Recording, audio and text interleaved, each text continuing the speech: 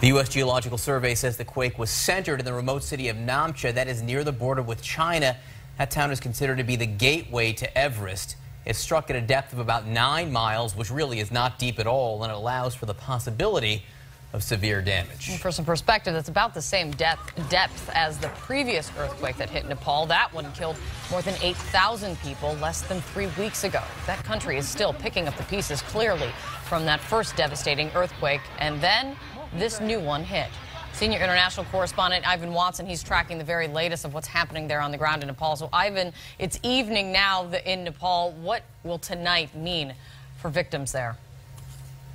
Okay, it's a tough night for these people. I've been messaging with friends I made in the wake of the first earthquake on April 25th, and they describe how they, first of all, had to put tents up because they're afraid to go into their homes tonight, how virtually the entire city of Kathmandu is out sleeping on the streets tonight.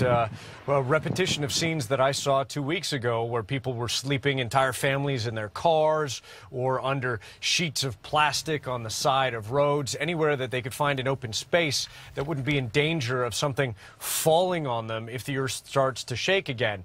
And I think what's even harder to hear than even the numbers of dozens of people killed in Nepal, at least 17 people killed across the border in India by this earthquake, and more than 1,000 people injured, is just the sheer fear of those people who have survived this. People so psychologically and emotionally traumatized by what they experienced a little more than 2 weeks ago when a 7.9 earthquake hit Nepal, the deadliest earthquake in generations. Then this happens when they've just barely started to wrap their heads around the damage.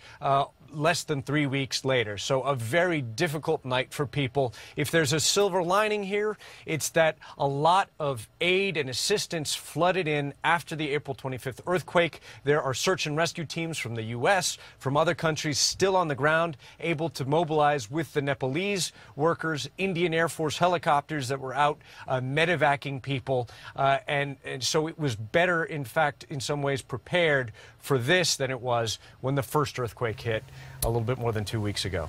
Kate and John? Ivan, to a certain extent, the first people we hear from are the capital in Kathmandu, but the damage could be much greater outside the city. The epicenter in Namche, the town which is known for trekkers, they pass through that town on their way to Everest.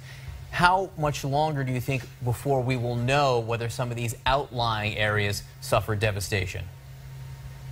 Well, already the Nepalese military has made an announcement that they think that one district much closer to Kathmandu, but to the east of it, may have borne the brunt of this. We know that the Indian Air Force sent one of its helicopters to fly over Namche, that town you were just talking about.